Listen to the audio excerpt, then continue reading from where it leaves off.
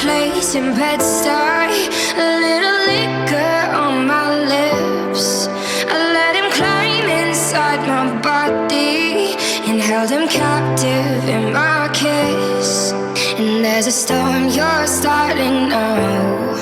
And there's a storm you're starting now. Hi guys! I'm po kayo ng Tito from Business Psychology D1. Inaanyayahan ko kayong lahat na sumali sa